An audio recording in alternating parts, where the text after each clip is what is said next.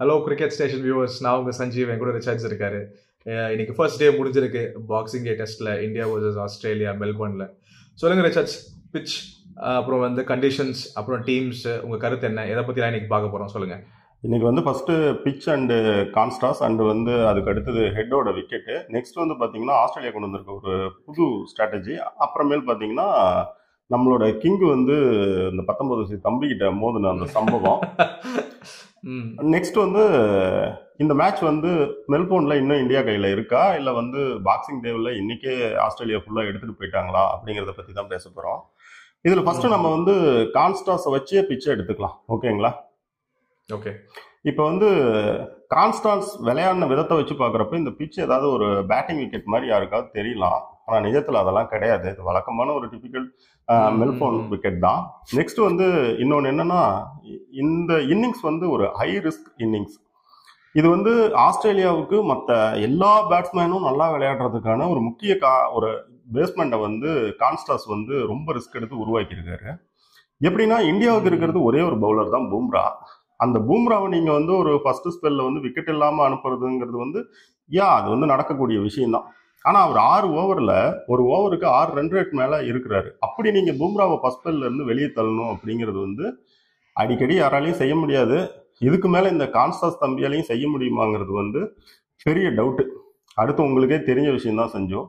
Cricket அப்படிங்கிறது வந்து ஒரு சக்ஸஸ் ஓரியன்ட் கேம். அது ஜெயிச்சா பாராட்டுவாங்க, தோத்துட்டா ஒரு மாதிரி பேசுவாங்க.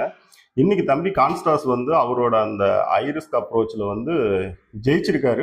அதுக்கான கிரெடிட் நம்ம கொடுத்துடலாம். ஆனால் நான் இப்பயே சொல்லிடுறேன், இதே ரூட்ல தான் பும்ராவை அவர் வந்து டேக்கிள் பண்ணுவார் அப்படின்னா முடியாது. ரெண்டாவது அது டெஸ்ட் கிரிக்கெட்டாக இருக்கிறதாலையும் கஷ்டம், பும்ராவா இருக்கிறதாலையும் கஷ்டம். அடுத்து வந்து பார்த்தீங்கன்னா ரொம்ப முக்கியமான விஷயம் என்னன்னா, நம்மளோட இந்தியன் பிளேயர்ஸ் வந்து கான்ஸ்டாஸோட மாடலுக்கு இது காப்பி அடிக்கலாம்னு நினைச்சாங்கன்னா செம்மையா சிக்கிடுவாங்க. ரொம்ப சிம்பிள். அவங்ககிட்ட ஒரு 3 ஃபாஸ்ட் பவுலர் இருக்காங்க. ஸ்காட் பவுலன்ட்டு, அவர் வந்து பவுலிங் மெஷின் மாதிரி ஒரே லைன் அண்ட் லென்த்தில் அந்த ரோலில் அப்படியே இருப்பார். நெக்ஸ்ட் வந்து கேப்டன் பேட் கம்மின்ஸு, அவர் ஒரு திடீர்னு ஒரு ஸ்கிராம்பிள் சீம் பிடிச்சாருன்னா சீம் தரையில் பிச்சில் பட்டுச்சுன்னா நல்லா பவுன்ஸ் கிடைக்கும். அதே பந்து வந்து பார்த்தீங்கன்னா சீமில் இல்லாமல் படுறப்ப ஸ்கிட் ஆகும். அப்புறம் அவர்கிட்ட நல்ல பவுன்ஸ் இருக்குது. ஸோ அவரோட ரோல் தனி. இதுக்கடுத்து பார்த்தீங்கன்னா மிச்சல் ஸ்டார்க்கு, ஸ்ட்ரைக் பவுலரு. நமக்கு நல்லா தெரிஞ்ச விஷயம், ஸ்விங் இருக்குது, லேட் ஸ்விங் எவ்வளோ ஒரு டேஞ்சர்னு தெரியும். அடுத்து வந்து அவர் ஒரு ஸ்கிராம்பிள் சீம் பிடிச்சாருன்னா, ஒரு பக்கம் வந்து ஒரு ஆங்கிள் எடுத்தாருன்னா அதுவுமே பேட்ஸ்மேன்களுக்கு கஷ்டமான விஷயம். அவங்க 3 பவுலருமே பார்த்தீங்கன்னா ஃபாஸ்ட் பவுலரை எடுத்துக்கிட்டிங்கன்னா நீங்கள் 3 பேர்த்துக்குமே தனித்தனி ரோல் இருக்குது. யாரும் ஒருத்தருக்கு பின்னாடி ஒருத்தர் ஒளிஞ்சிக்கவே மாட்டாங்க. இந்த பக்கம் அப்படியே திரும்பினா இந்தியாவுக்கு வந்து எல்லா பவுலர்ஸும் பும்ரா பின்னாடி தான் ஒளிஞ்சிருக்காங்க.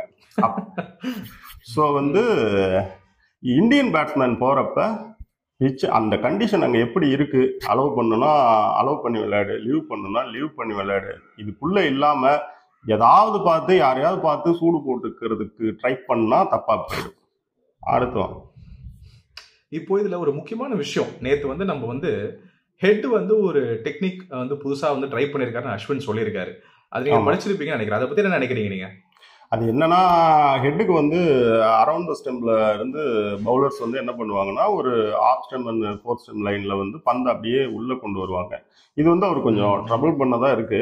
இவர் அதுக்கு வந்து அதை வந்து கொஞ்சம் இது பண்ணணும், உடைக்கணும் அப்படிங்கிறதுக்காக என்ன பண்ணாருன்னா, ஹெட் வந்து பிராக்டிஸ்ல வந்து ஆஃப் ஸ்டெம்புக்கு நகர்ந்து வந்து விளையாடினாரு. இதை பார்த்தா நம்ம அஸ்வின், ஓ மை காட், இருந்த ஒரு பிளானுக்கும் இந்த ஆள் வந்து உழ வச்சுட்டான், கொஞ்சம் பாருங்க அப்படின்னு சொல்லி அவரோட இதுல வந்து அப்படி ஜாலியா பண்ணியிருந்தாரு. ஆனா இன்னைக்கு ஒரு விஷயம் கவனிச்சிங்கன்னா என்னன்னு கேட்டீங்கன்னா, பும்ரா கிட்ட வந்து ஹெட் வந்து அதை செய்யல. அவர் என்ன பண்ணாருன்னா, அவர் எப்பயும் இருக்கிற மாதிரியே இருந்தாரு. இன்னொன்னு என்னன்னா, அந்த இடத்துல இருந்து ஆஃப் ஸ்டெம்புக்குலாம் நகர்ந்து வரல, பந்து லீவ் பண்ண போனாரு, டாப் ஆஃப் த ஆஃப் அடிச்சிருச்சு. ஒருவேளை வந்து அவர் என்ன நினைச்சிருக்கலாம்னா, பும்ராவை அப்படியே வந்து நம்ம வழக்கமான ஸ்டைல்ல ஓட்டி விட்டுருவோம், அடுத்த பவுலர்ஸ் யாராவது வந்தாங்கன்னா அவங்கள இந்த மாதிரி நம்ம ஏதாவது பண்ணிக்கலாம் அப்படின்னு நினைச்சிருக்கலாம். ஏன்னு கேட்டீங்கன்னா, பும்ராவுக்கு நீங்க ஆஃப் ஸ்டெம் நகர்ந்து வந்தீங்கன்னாலும் பும்ரா உங்களோட என்ன பண்ணுவாருன்னா பேட்ல அடிச்சு எல்பிடபிள்யூ பண்றதுக்கு பார்ப்பாரு. நீங்களும் எப்படின்னா அக்ராஸ் போய் மாட்டுவீங்க, கிரீஸ்ல ரொம்ப போயிட்டீங்கன்னா சிக்கிக்குவீங்க நீங்க. ஸோ அதனால வந்து பும்ரா கிட்ட வந்து கொஞ்சம் அந்த அக்யூரசி வந்து நல்லா இருக்கும் அப்படிங்கிறதுனால நம்ம வழக்கமான வழியில போய் பும்ராட்ட தப்பிச்சுக்கலாம். இந்த மற்ற பூம்ரா பின்னாடி ஒளிஞ்சிக்கிட்டு இருக்கிற பவுலர்ஸ் கிட்ட இதை கொண்டு வரலாம் அப்படின்னு நினைச்சிருக்கலாம். ஆனா தலைவர் வந்து பூம்ரா வந்து இருக்கட்டும்பா, இன்னைக்கு மற்றவங்க விளையாண்டாங்க, நீங்க கிளம்புங்கன்னு சொல்லி அனுப்பிட்டாரு. அப்புறம் நான் உங்ககிட்ட ஒரு கொஸ்டின் கேட்கணும் சத்யோ. இப்ப வந்து பாத்தீங்கன்னா விராட் கோலி கான்ஸ்டார் சம்பவத்துக்கு வந்து ஒரு மாதிரி ஒரு மேட்சுக்கே வந்து ஒரு இன்டர்நேஷனல் டெஸ்ட் மேட்ச் அல்லது வந்து 2 ஒயிட் பால் இன்டர்நேஷனல் மேட்சுக்கு வந்து தடை போடுற அளவுக்கு விராட் கோலிக்கு சான்சஸ் இருக்குதுன்னு ஐசிசி ரூல்ஸ் எல்லாம் சொல்லிச்சு. ஆனா இப்ப அதுல ஒரு வித்தியாசமான ஒரு அனௌன்ஸ்மெண்ட் வந்திருக்கு, ஒரு வேற மாதிரியான ஒரு தண்டனை கொடுத்துருக்காங்க. இதை எப்படி பாக்குறீங்க? ஆக்சுவலி வந்து பாத்தீங்கன்னா இந்த ஒரு பிசிக்கல் ஆல்டர்கேஷன் இருக்குல்ல, இந்த மாதிரி 2 பிளேயர் வந்து வால்ட்டா போய் டச் பண்ணாலே வந்து மினிமம் வந்து 4 டீமெரிட் பாயிண்ட் கொடுத்தாகும். 4 டீமெரிட் பாயிண்ட் வந்து கொடுத்துட்டாங்க அப்படின்னா கண்டிப்பா வந்து ஒரு மேட்ச் பேன். அடுத்த மேட்ச் வந்து சிட்னில வந்து ஆடி இருக்க போறது இல்ல. 100% அப்படிதான் இருந்திருக்கணும். ஏன்னா 2018 ஒரு சின்ன கம்பேரிசன், இதே வந்து ரபாடா ஸ்மித் எல்லாம் போகும்போது என்ன ஆச்சுன்னா, அவர் இவ்வளவு கூட டச் பண்ண மாட்டார். கிட்ட லைட்டா வந்து செலிப்ரேஷன் அப்போ நல்லா ரொம்ப பண்ணும் போது தோல் பட்ட லைட்டா ஒராசி இருக்கும். அதுக்கே வந்து 3 டீமெரிட் பாயிண்ட் கொடுத்தாங்க. சரிங்களா? சோ ஒரே கன்சர்னா அதை விட அது பயங்கரமான பிசிக்கல் டச். அப்படி இருக்கும்போது 4 டீமெரிட் பாயிண்ட் கண்டிப்பா வந்து கொடுத்து, அதாவது ஐசிசி வந்து எல்லாருக்கும் ஒரே தரப்பு தீர்ப்பு சொல்லி இருந்ததுன்னா அப்போ இதே மாதிரி தான் ரூல் அவுட் பண்ணிருக்கணும். ஆனா வந்து எதனால வந்து இதை வந்து அவங்க, ஆனா ரபாடா கேஸ்ல வந்து அதை வந்து அவங்க திரும்ப வந்து சவுத் ஆப்பிரிக்கா அப்பீல் பண்ணி அதை குறைச்சு எக்ஸசிவ் செலிப்ரேஷனுக்கு மட்டும் அதை வந்து ஒரு டீமெரிட் பாயிண்ட் ஆக்குனாங்கன்றது வேற கதையா இருந்தாலும் இது அப்பீல் போய் வந்திருக்கு. சோ அந்த மாதிரி ஏதாவது நடந்தா கூட ஓகே, இல்ல அதை கருத்துல வச்சுட்டு இதுக்கு வந்து ஒரு டிமெரிட் பாயிண்ட் தான் கொடுக்கணும்னு நினைச்சாங்க. எப்படி பார்த்தா ஒரு டிமெரிட் பாயிண்டோ இல்ல 20% மேட்ச் ஃபீஸ்க்கு மட்டுமே கொடுக்கிற ஒரு அஃபென்ஸ் கிடையாது. அதுக்கு மேல ஒரு டிமெரிட் பாயிண்ட் தான் இது பண்ணிருக்காங்க, 20% தான் மேட்ச் ஃபீல இருந்து பண்ணிருக்காங்க. ஆமா, அவ்வளவுதான் பண்ணிருக்காங்க. கண்டிப்பா வந்து இது வந்து எக்ஸ்ட்ராவே வந்து பனிஷபிள் அஃபென்ஸ் தான், அதுல எந்த மாற்று கருத்தும் இல்ல. என்ன கேட்டீங்கன்னா இது வந்து ஒரு லெவல் 2 கிரைம் அப்படிங்கிற மாதிரி தான் சொல்லிருந்தாங்க. என்ன பொறுத்த வரைக்கும் லெவல் 2 தான். ஏன்னா நம்ம தெளிவா பாக்குறோம், அவர் வந்து சைட்ல இருந்து வந்து போலர் கிட்ட அப்ரோச் பண்ணாலுமே சரி, அவர் என்னதான் 7th ஸ்டம்ப் 9th ஸ்டம்ப் எல்லாம் போயிட்டு அவுட் ஆனாலும் இதை வந்து அந்த மாதிரி ஸ்ட்ரைட்ல எல்லாம் நம்மளால எடுத்துக்க முடியாது. இது வந்து சைட்ல இருந்து நேரா பேட்ஸ்மேன் கிட்ட வந்து நான் ஸ்ட்ரைக்கர் பேட்ஸ்மேனை வந்து தெளிவா வந்து ஒரு இன்டென்ஷனல் கான்டாக்டா தான் நான் பாக்குறேன். அதாவது வந்து ராஜகுமாரர் வேணும்னு தான் பண்ணிருக்காரு. ஆமா, அதனால வந்து அவர் வந்து தண்டிக்கப்பட வேண்டியவர் தான் இந்த ஒரு இன்சிடென்ட்ல. ஆனா கொடுத்த தண்டனை வந்து சும்மா செல்லமா கணத்துல தட்டுற மாதிரி இருந்ததே தவிர இது வந்து அபிஷியலி பனிஷ் பண்ற விஷயம் கிடையாது. நானே வந்து கிரிக்கெட்ல வந்து இந்த தனி மனித ஈகோலாம் கிளாஸ் ஆகுறதுக்குலாம் சப்போர்ட் பண்ற ஆள் தான். பட் வந்து நீங்க ஸ்லெட்ஜிங்கா இருந்தாலுமே அதுக்கும் ஒரு லிமிடேஷன் இருக்கு. ஆனா இப்படி பிசிக்கலான இதெல்லாம் என்னைக்குமே அலோவ் பண்ணக்கூடாது. கரெக்ட் தான். இப்போ நம்ம ரிச்சர்ட்ஸ், நம்ம இன்னொரு விஷயம் உங்களுக்கு முக்கியமா கேட்கணும்னு நினைச்சேன். ஆஸ்திரேலியாவோட பிளான் என்னவா இருக்கும், அதை கரெக்டா எக்ஸிக்யூட் பண்ணாங்க நினைக்கிறீங்களா நீங்க? ஆஸ்திரேலியாவோட பிளான் வந்து எப்படி இருந்திருக்குன்னு பாத்தீங்கன்னா, ஒரு டெபு பிளேயர் வராரு உள்ள, அவர் வந்து ரிவர்ஸ் லேப் வந்து அடிக்கிறதுக்கு வந்து பும்ராவை ட்ரை பண்ணி ஃபெயிலியர் ஆகுது. ஃபர்ஸ்ட்ல கவாஜா வந்து பார்த்துட்டு சிரிப்பாரு, நீங்களும் பார்த்துருப்பீங்க. ஆனா அந்த தம்பி வந்து அதோட நிறுத்த கிடையாது, அதை கண்டினியூவா எடுத்துட்டு போனார். புரியுதுங்களா? தொடர்ந்து அந்த ஷாட்டுக்கு போனார். அப்போ வந்து அவங்களோட ஒரு ட்ரெஸ்ஸிங் ரூம்ல வந்து நீங்க பும்ராவை வந்து அட்டாக் பண்றது அப்படிங்கிற ஒரு பேச்சுவார்த்தை இல்லாம இருந்திருந்தா, ஒரு டெபு ஆகிற பையன் வந்து ஒரு ஃபெயிலியருக்கு பின்னாடி அதை கண்டினியூவா செய்ய மாட்டாருல்ல. ஸோ வந்து பும்ராவை வந்து அட்டாக் பண்ணி விளையாடுறதுங்கிறது வந்து அவங்க டீமோட ஒரு ஸ்ட்ராட்டஜியாவே இருந்திருக்கு அப்படின்னு பாக்குறேன். ரெண்டாவது இதுல இன்னொரு விஷயம் என்னன்னு பாத்தீங்கன்னா, நியூ பால் வந்ததும் மறுபடியும் பும்ராவை உள்ள கொண்டு வந்தப்ப அலெக்ஸ் கேரி வந்து ஸ்டெப் அவுட் பண்ணி அவர் அடிக்க ட்ரை பண்ணாரு, நீங்க பாத்துருக்கலாம். அந்த பால் கூட கொஞ்சம் லீடிங் எட்ஜ் மாதிரி ஏதோ ஆச்சு. அப்ப வந்து பும்ராவை டார்கெட் பண்றது வந்து அவங்களுடைய ஸ்ட்ராட்டஜியா இருந்திருக்கு. அந்த ஸ்ட்ராட்டஜி வந்து அந்த டீம் ஸ்ட்ராட்டஜியா இல்லாம சில பிளேயர்ஸ்க்கு மட்டும் அவங்க கொடுத்துருக்கலாம் அப்படிங்கிற மாதிரி நான் நினைக்கிறேன். ஆனா என்னை பொறுத்த வரைக்கும் என்னன்னு பாத்தீங்கன்னா, இன்னைக்கு அது அவங்களுக்கு ஒர்க் அவுட் ஆயிருக்கு. ஆனா பும்ராவுக்கு எதிராக நீங்க வந்து அந்த மாதிரி ஒரு ஸ்ட்ராட்டஜி தான் கொண்டு வருவீங்க அப்படின்னா அது வந்து இந்தியாவுக்கு நல்லதுதான். நீங்க பும்ரா விளையாடுறீங்கனாலே விக்கெட்டுக்கு வாய்ப்பு இருக்குன்னு தானே அர்த்தம். கண்டிப்பா. இன்னொன்னு, நிறைய பேர் வந்து நம்பாளுங்க நினைச்சிட்டு இருக்காங்க இது ஏதோ வந்து ஒரு பேட்டிங் விக்கெட் அப்படிங்கிற மாதிரிலாம் இல்ல. அலெக்ஸ் கேரிக்கு செகண்ட் நியூ பால்ல வந்து ஆகாஷ்தீப் வந்து ஒரு நல்ல கேரி இருந்திருக்கும், ஒரு நல்ல ஒரு சீமன் பவுன்ஸ் இருந்துச்சு. நெக்ஸ்ட் வந்து பாத்தீங்கன்னா லபுஷனுக்கே உள்ளேயே நீங்க பாத்தீங்கன்னு வச்சுக்கோங்களேன், இதே ஆகாஷ்தீப்புக்கு வந்து எதிர்பார்க்காத பவுன்ஸ்லாம் கொஞ்சம் கிரியேட் ஆகிட்டு தான் இருந்துச்சு. அதனால நம்ம மக்களுக்கு நம்ம முன்கூட்டியே சொல்லிடலாம், அது வந்து ஏதோ கான்ஸ்டாஸ் விளையாடினதை வச்சுலாம் நினைக்காதீங்க. செகண்ட் ஸ்பெல்லாம் பும்ரா ஒன்றும் பெருசாக பண்ண முடியல. 6க்கு மேலே ரன் ரேட் இருந்துச்சு, அவருக்கு எக்கனாமி இருந்துச்சு. செகண்ட் ஸ்பெல் முடிகிறப்போ அவருக்கு 3.5 அந்த மாதிரி வந்துருச்சு. ஸோ வந்து கான்ஸ்டாஸ் விளையாடினது ஒரு விதிவிலக்கான இன்னிங்ஸு. அதை பார்த்து இந்திய பேட்ஸ்மேன்களும் ஒரு மாதிரி அட்டாக் மோட்லலாம் போகக்கூடாது, கண்டிஷனுக்கு அப்ளை பண்ணி தான் விளையாடணும். நம்ம ஐசிடி ஃபேன்ஸும் வந்து அது ஒரு பேட்டிங் விக்கெட் ஆகுதுலாம் நினச்சிக்காதீங்க. அடுத்து செஞ்சோம், எனக்கு வந்து உங்ககிட்ட ஒரு கொஸ்டின் என்னன்னா, இந்த மெல்போன் இந்த விக்கெட்ல இப்ப இந்தியா கையில மேட்சே இல்லையா, இல்ல இந்தியா கையில தான் மேட்சும் இருக்கு, ரெண்டு பேருமே ஈக்குவலா தான் இருக்காங்க, நாளைக்கு ஏதாவது இதை செஞ்சா இந்தியா உள்ள வந்துடும் அப்படிங்கிற மாதிரி ஏதாவது நினைக்கிறீங்களா? இல்லை கண்டிப்பா. இப்போ வந்து பாத்தீங்கன்னா நம்ம போன வாட்டி நம்ம ஆடும்போதே ரஹானே எல்லாம் வந்து செஞ்சுரிலாம் போட்டு கொண்டு வந்தாரு டீம், சரிங்களா?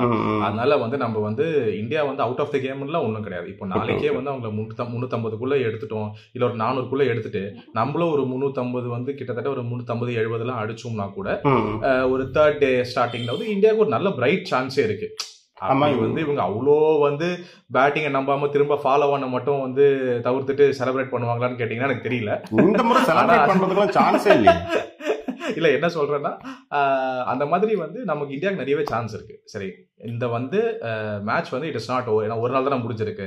பிச்சு கண்டிப்பா டேர்ன் எடுக்கும், தேர்ட் டே ஃபோர்த் எல்லாம் நல்லா வந்து டேர்ன் எடுக்கும். நம்ம வந்து 2 ஸ்பின்னரோட போயிருக்கோம். அவங்களும் லைன் வந்து சும்மா கிடையாது. அவங்க ஸ்பின்னர்ஸ் வந்து எனக்கு தெரிஞ்சு முதல் தடவையா சீரீஸ்ல வந்து ஒரு பெரிய பங்கு வந்து இருக்கும் அவங்களுக்கு. அதாவது சொல்லுங்க முடிங்க. அதான் அவங்களுக்கு பெரிய பங்கு இருக்கும். என்னோட முக்கியமான கருத்து என்னன்னா, இந்தியா வந்து கண்டிப்பா கேம்ல வந்து இஸ் நாட் அவுட், அவங்க இன்னும் இருக்காங்க. இன்னும் நம்ம பார்க்க வேண்டியது நிறைய இருக்கு. எனக்கும் இன்னைக்கு ரொம்ப பிடிச்ச ஒரு அப்ரோச் வந்து சாம் கான்ஸ்டஸ் வந்து ஒரு ஃபியர்லெஸ்ஸா வந்து மேல வந்து நீ போய் ஆடுப்பா, என்னாலும் பரவாயில்ல, அவனை அட்டாக் பண்ணுறது அவங்க ஒரே கேம் பிளானா இருந்திருக்கு. அதை சக்சஸ்ஃபுல்லாவும் பண்ணிருக்காங்க. எப்பவுமே நீங்க சொன்ன ஒரு உண்மையான பாயிண்ட் என்னன்னா, எப்பவுமே சக்சஸா இருக்குமான்னு கேட்டீங்கன்னா டவுட் தான். சரிங்களா? எப்பவுமே இந்த அடிச்ச லாட்ரி வந்து உங்களுக்கு அடிக்காது, இந்த காத்து எப்பவுமே அடிக்காது. ஆனா இன்னைக்கு அது சக்சஸ்ஃபுல்லா இருக்கு. பட் இந்தியாவும் உள்ள வரதுக்கு நிறைய வாய்ப்பு இருக்கு. அதுதான் நாம ரெண்டு விஷயத்த முக்கியமா அதுல சொல்ல செஞ்சு. ஒன்னு வந்து என்னன்னா, ஆஸ்திரேலியா வந்து நீங்க நினைக்கிற மாதிரி செகண்ட் பேட்டிங்லாம் எடுக்காத தலைவரே, ஒரு வித்தியாசமான ஸ்ட்ராட்டஜியில் வந்து ஃபர்ஸ்ட் பேட்டிங்கே எடுத்து அவங்க ஏதோ ஒன்று பண்ணுவாங்கன்னு நீங்கள் வந்து நம்ம ப்ரீவியூவில் சொல்லியிருந்தீங்க. நீங்கள் சொன்னது தான் ஆக்சுவலி அவங்க நடந்திருக்கு. ரெண்டுமே நடந்திருக்கு. அவங்க ஃபர்ஸ்ட் பேட்டிங் எடுத்தது மட்டும் இல்லாமல் பூம்ராவை அட்டாக் பண்ணுறதுங்கிற ஒரு வித்தியாசமாக, அதெல்லாம் யாரும் யோசிக்க மாட்டாங்க. அப்படி ஒரு பிளானில் வந்திருக்காங்க, அதை சக்ஸஸும் பண்ணியிருக்காங்க.